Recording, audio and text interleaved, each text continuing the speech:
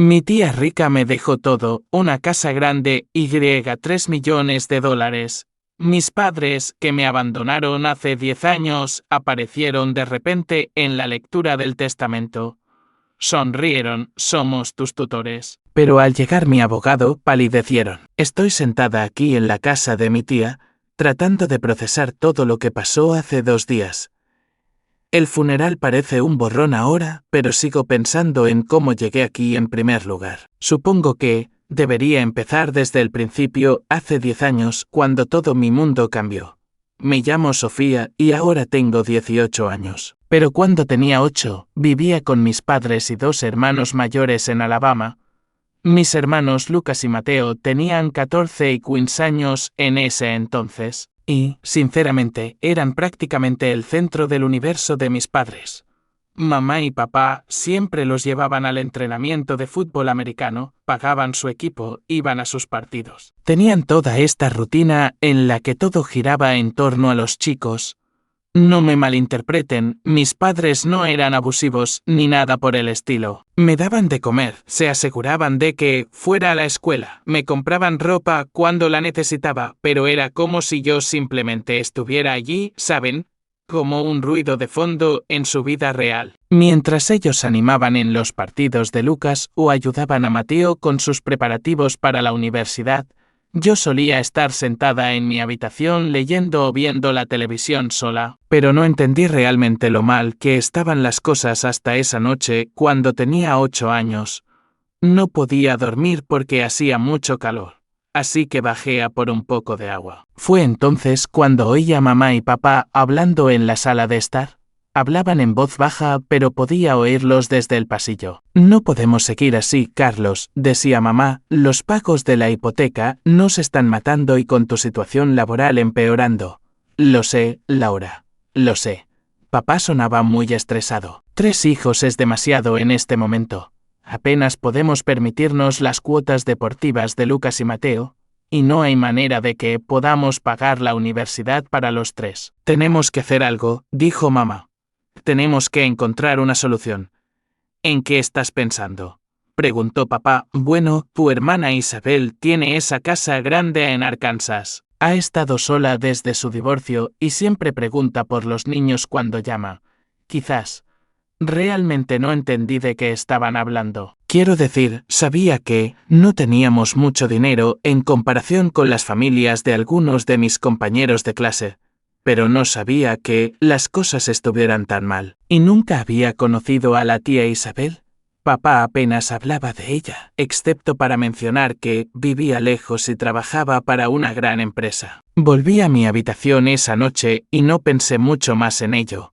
Los niños de esa edad no procesan bien conversaciones como esa. Supuse que solo estaban preocupados por las facturas como parecen estarlo todos los adultos. Aproximadamente un mes después terminaron las clases para las vacaciones de verano. Estaba emocionada porque pensé que quizás haríamos algo divertido en familia, pero en lugar de eso, mamá y papá me dijeron que íbamos a hacer un viaje por carretera a Arkansas para visitar a la hermana de papá. El viaje fue eterno. Lucas y Mateo se quedaron en casa porque tenían un campamento de fútbol de verano, lo que me pareció injusto, pero también estaba un poco emocionada por conocer a esta tía misteriosa y ver un lugar nuevo. Cuando llegamos a Arkansas, no podía creer lo grande que era la casa de la tía Isabel. Era como sacada de una película, con un jardín delantero enorme y altas columnas blancas.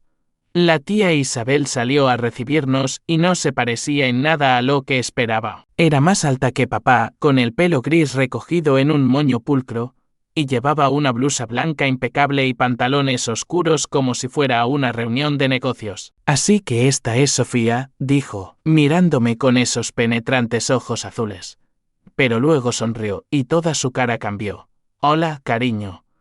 He estado esperando conocerte durante mucho tiempo. Parecía un poco estricta y seria, pero había algo cálido en la forma en que me miraba, como si realmente me estuviera viendo, ya saben, no solo mirándome por encima para pasar a algo más importante. Papá y mamá entraron con mis maletas y nos sentamos en esta elegante sala de estar mientras la tía Isabel nos servía té helado. Los adultos hablaban de cosas aburridas mientras yo miraba todos los muebles bonitos y los cuadros en las paredes. Todo parecía caro y limpio. Después de aproximadamente una hora, papá se levantó y dijo, bueno, deberíamos irnos. Es un largo viaje de vuelta. Yo también me levanté de un salto. Vale, déjame coger mis cosas. Pero papá y mamá intercambiaron una mirada extraña. Y mamá dijo, en realidad, cariño, te vas a quedar aquí con la tía Isabel por un tiempo. ¿Cuánto tiempo? Pregunté. Ya veremos, dijo papá, sin mirarme realmente. Te divertirás aquí. La tía Isabel tiene televisión por cable y un gran patio trasero. Empecé a asustarme. ¿Pero cuándo volveréis? Pronto, dijo mamá rápidamente. ¿Te llamaremos? Me abrazaron para despedirse, pero se sintió apresurado y extraño. Mientras caminaban hacia la puerta, corrí tras ellos. Esperad, ¿cuándo exactamente volveréis? ¿Y qué pasa con la escuela en otoño? Ya lo resolveremos, gritó papá por encima del hombro. Pórtate bien con la tía Isabel. Y luego se fueron. Me quedé en la puerta, viendo cómo su coche se alejaba, sintiéndome más confundida que asustada al principio. La tía Isabel puso su mano en mi hombro. Vamos, querida. Déjame enseñarte tu habitación. La habitación que me dio era más grande que mi habitación en casa, con una cama con dosel y su propio baño. Tenía enormes ventanas que daban al patio trasero, que tenía una piscina y un jardín. En circunstancias normales, habría estado encantada. Esto es muy bonito, le dije a la tía Isabel. Me alegro de que te guste. Mañana iremos de compras por si necesitas algo para que te sientas más como en casa. Esa primera semana fue en realidad bastante divertida. La tía Isabel se tomó un tiempo libre del trabajo para pasarlo conmigo. Fuimos de compras, vimos una película y me enseñó a usar su elegante ordenador. Me preguntó sobre la escuela, mis amigos y lo que me gustaba hacer. Realmente escuchaba mis respuestas y hacía preguntas de seguimiento, lo cual era nuevo para mí, pero a medida que pasaban los días, empecé a extrañar a mi familia. Aunque no me habían prestado mucha atención, seguían siendo mis padres y mis hermanos. No paraba de preguntarle a la tía Isabel si mamá y papá habían llamado. Todavía no, cariño. Estoy segura de que lo harán pronto. Pero no llamaron, ni esa semana ni la siguiente. Cuando había pasado un mes, empecé a preocuparme de verdad. Se suponía que la escuela comenzaría pronto en Alabama. Tía Isabel, creo que necesito volver a casa pronto. La escuela empieza en 2 semanas. Dejó su taza de café y me miró seriamente. Sofía, tenemos que hablar. ¿Vienen mamá y papá a buscarme pronto? Pregunté, aunque ya sabía que la respuesta no iba a ser la que quería oír. Respiró hondo. No, cariño. No van a volver. Tus padres han decidido que ya no pueden cuidar de ti. Han renunciado oficialmente a sus derechos parentales y te he adoptado. Eso significa que ahora soy tu tutora legal. Vas a vivir conmigo permanentemente. Las palabras no tuvieron sentido al principio. Seguí esperando a que dijera que estaba bromeando o que había algún error, pero ella se quedó sentada, con aspecto triste pero decidida. Entonces empecé a llorar. No el tipo de llanto de enfado, sino el tipo de dolor profundo en el que no puedes recuperar el aliento. Todo lo que creía saber sobre mi vida se estaba desmoronando. Aunque mis padres nunca me habían prestado mucha atención, se suponía que seguían siendo mis padres. No se suponía que simplemente me regalaran. ¿Y qué hay de Lucas y Mateo? También los regalaron. No, se quedaron con tus hermanos. Eso dolió más que nada. Se quedaron con Lucas y Mateo, pero no conmigo. No valía la pena que me conservaran. Lloré durante 3 días seguidos.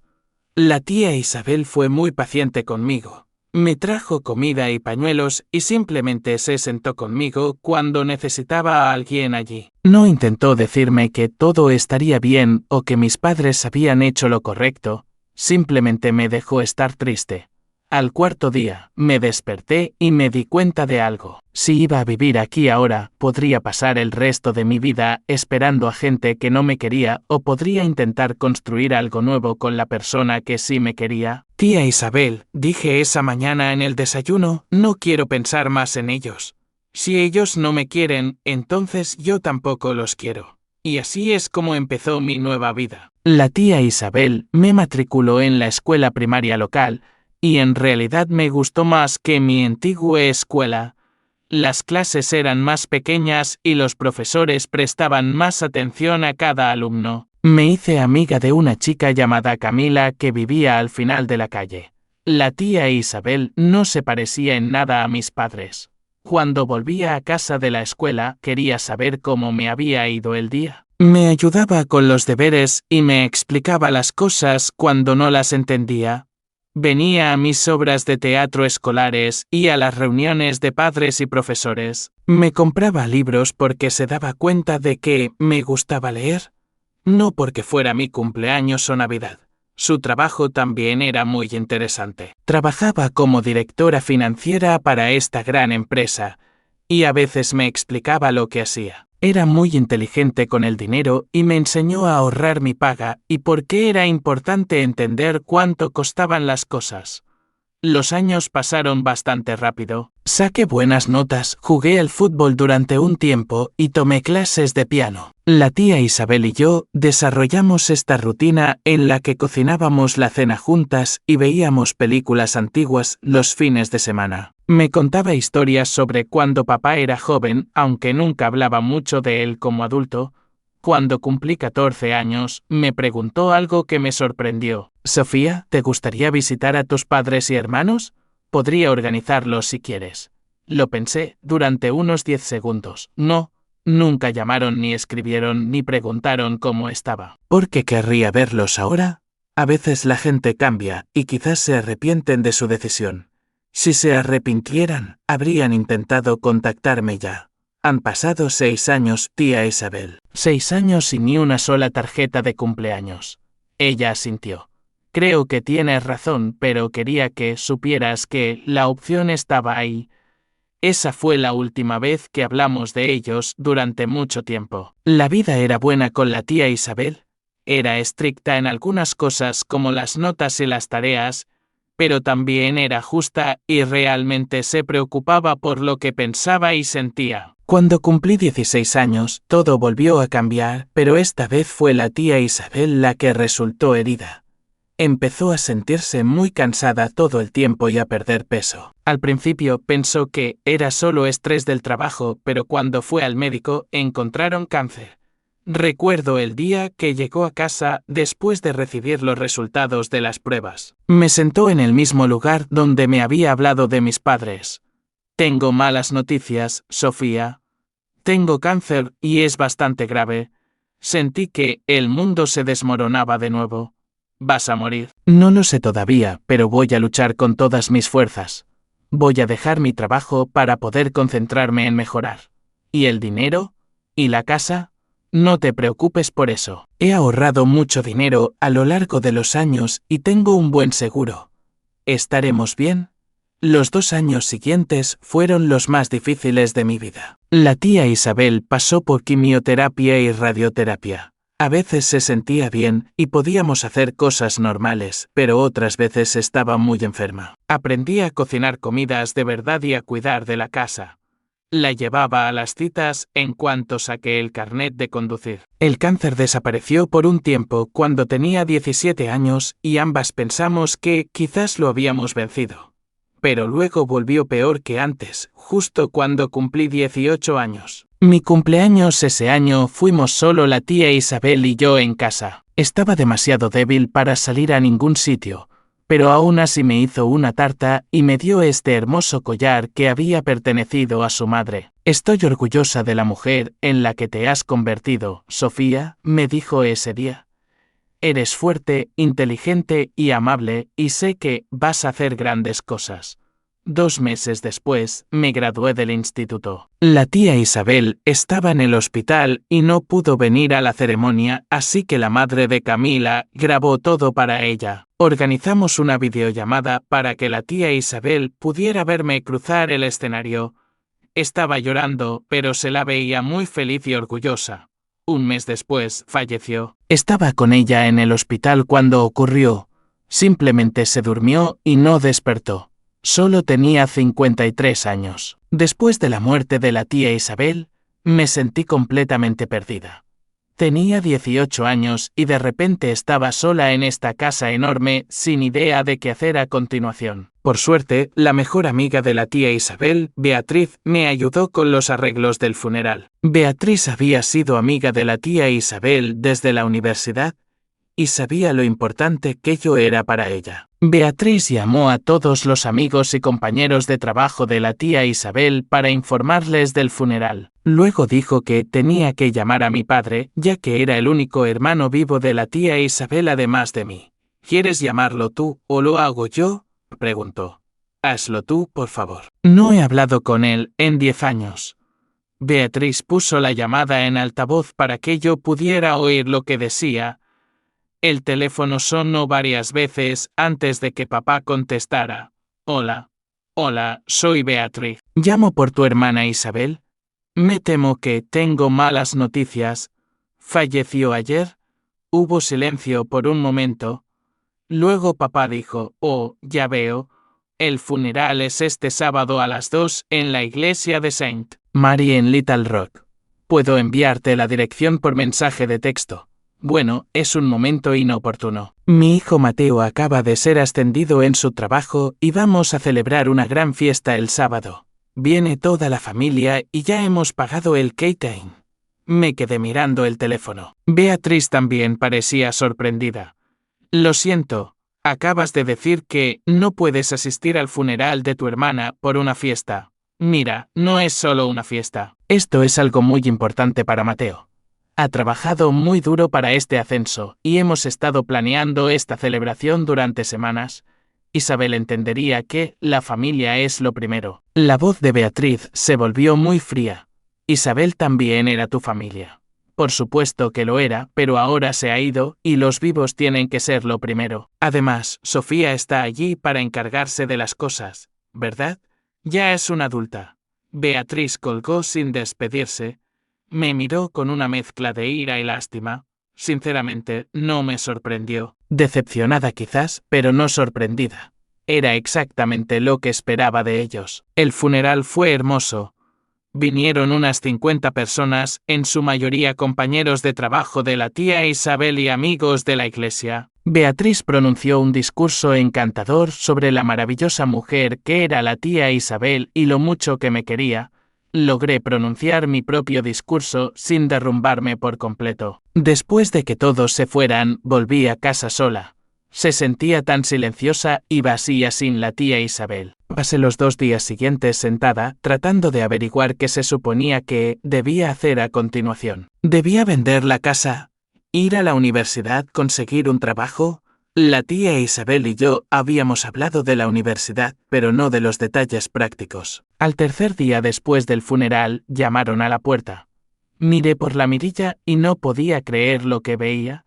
Eran mis padres y mis 2 hermanos de pie en el porche como si fuera su casa. Abrí la puerta lentamente. Hola, Sofía. Oh, cariño. Mamá se abalanzó y trató de abrazarme, pero yo retrocedí. ¿Qué hacéis aquí? Papá pasó a mi lado para entrar en la casa. Vinimos a ver cómo estás. Por supuesto. Sentimos mucho tu pérdida.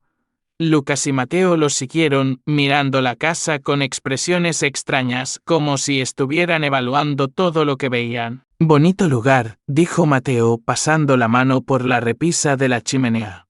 Realmente bonito.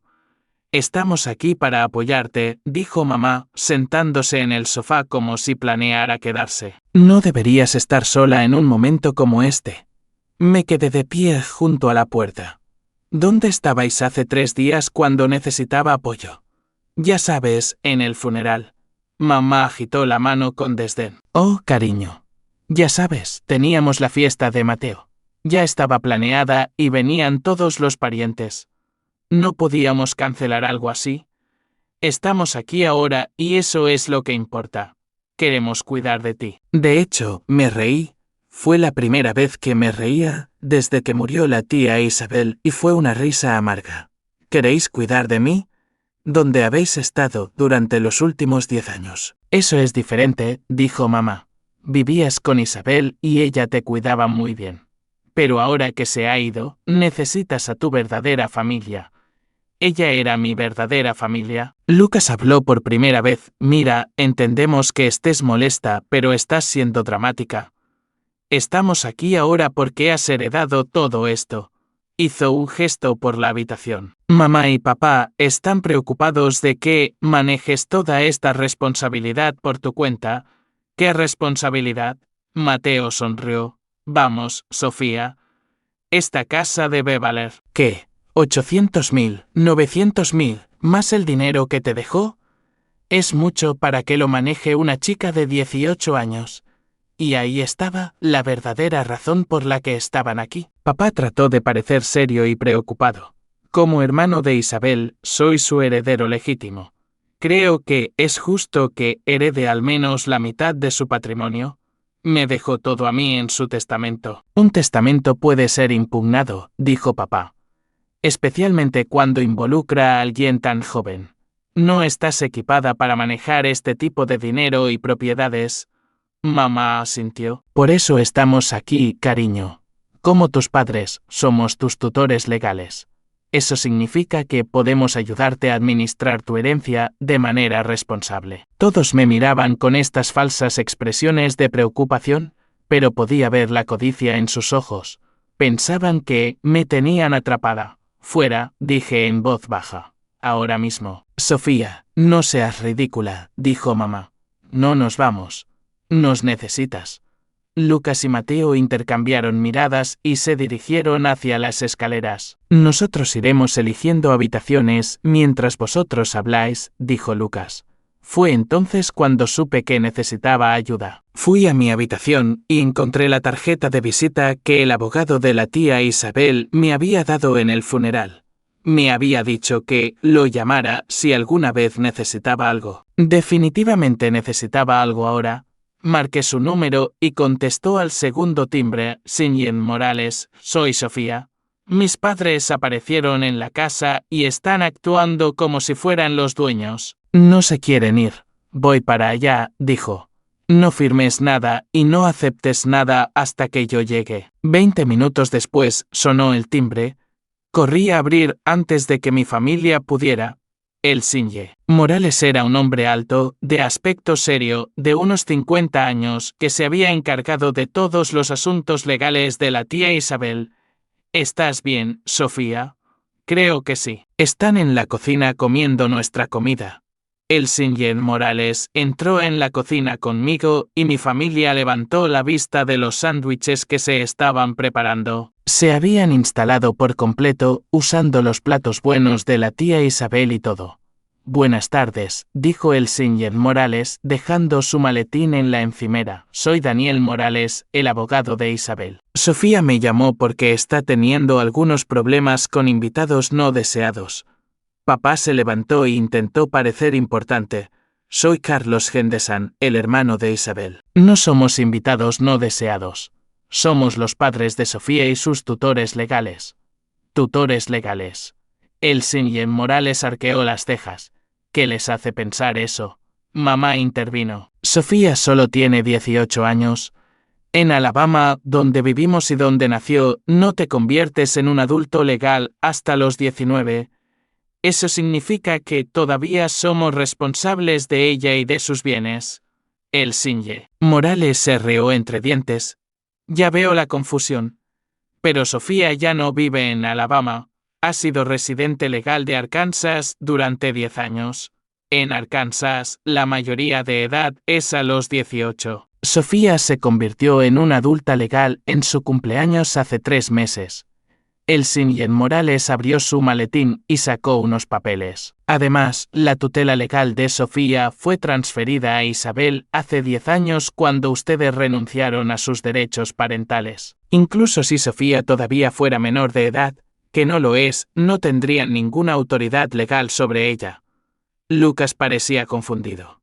Pero sigue siendo nuestra hermana. Biológicamente, sí. Legalmente, no. Isabel adoptó a Sofía por completo. No tienen más relación legal con ella que cualquier otro extraño en la calle. La cara de Mateo se estaba poniendo roja. ¿Y qué hay de la herencia? El padre es su hermano. ¿Debería recibir algo? El señor Morales sacó otro documento. El testamento de Isabel es muy claro y legalmente vinculante. Dejó todo su patrimonio a Sofía. Esto incluye la casa, todos los activos financieros y los bienes personales. El valor total es de aproximadamente 3 millones de dólares. Se podría haber oído caer un alfiler. Mis padres y mis hermanos se quedaron mirándolo con la boca abierta. La cara de papá se puso morada. Eso no es justo. Soy su hermano. La familia debería cuidar de la familia. Tienes toda la razón, dije, hablando por primera vez desde que llegó el señor Morales. La familia debería cuidar de la familia. ¿Dónde estabais cuando la tía Isabel se estaba muriendo de cáncer? ¿Dónde estabais cuando yo la cuidaba, la llevaba a la quimioterapia, le sostenía la mano en el hospital? No sabíamos que estaba enferma, dijo mamá débilmente. No lo sabíais porque nunca llamasteis, ni escribisteis, ni os preocupasteis lo suficiente como para averiguarlo. Tuvisteis 10 años para ser una familia y elegisteis no serlo. El señor Morales asintió con aprobación. Sofía, ¿quieres que le explique a tu antigua familia cuáles son sus opciones legales? Por favor. No tienen ningún derecho legal sobre esta propiedad o herencia. Sofía no tiene ninguna obligación de compartir nada con ustedes. Si continúan acosándola o intentan presionarla para que les dé dinero, iniciaremos acciones legales por acoso y allanamiento de morada. Papá empezó a gritar, esto es ridículo. Somos su familia. Vinimos aquí para ayudarla. Vinieron aquí el día después de su funeral, dijo tranquilamente el señor Morales. Después de negarse a asistir a ese funeral, el momento que eligieron habla por sí solo. Necesitamos ese dinero, lloraba mamá ahora. Nuestra casa necesita reparaciones y los chicos quieren comprar sus propias casas. Ese no es el problema de Sofía, replicó el señor Morales. Ahora les voy a pedir que abandonen esta casa inmediatamente. Si no lo hacen, llamaré a la policía. Finalmente se fueron. Observé por la ventana cómo subían a su coche y se marchaban probablemente de vuelta a Alabama para planear su siguiente movimiento. Gracias, le dije al señor Morales después de que se fueran. De nada, pero me temo que esto podría no ser el final. La gente se desespera cuando cree que hay dinero de por medio.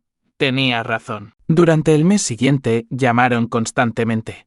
El número cambiaba cada vez, así que debían estar usando diferentes teléfonos o llamando desde casas de amigos. Dejaron mensajes de voz suplicándome que los perdonara, diciendo que querían volver a ser una familia, contándome historias tristes sobre sus problemas financieros. Lucas llamó para decir que él y su novia querían casarse pero no podían permitirse una casa. Mateo llamó diciendo que necesitaba dinero para una inversión empresarial. Mamá llamó llorando por lo culpable que se sentía y por el error que habían cometido al regalarme.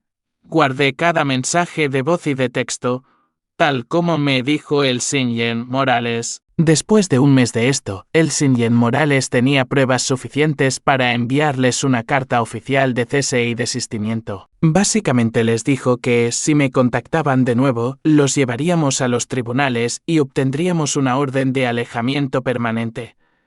¿Eso finalmente funcionó? Las llamadas cesaron y no he vuelto a saber de ellos desde entonces. Ahora estoy en la universidad estudiando para ser analista financiera, como lo era la tía Isabel. Vivo en su casa, que ahora siento como mi casa. No he tocado el dinero de la herencia, excepto para pagar la universidad y los gastos normales de vida. La tía Isabel me enseñó a ser inteligente con el dinero, y no voy a desperdiciar lo que me dejó.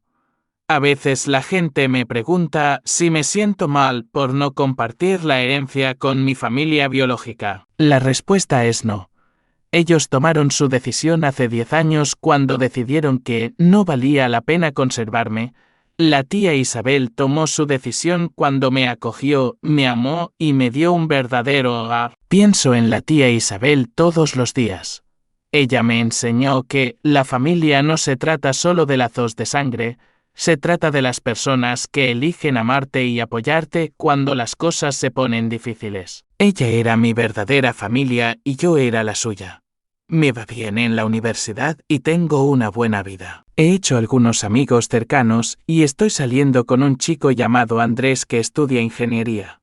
Le conté toda la historia sobre mi familia y él piensa que hice lo correcto. Eso es suficiente para mí.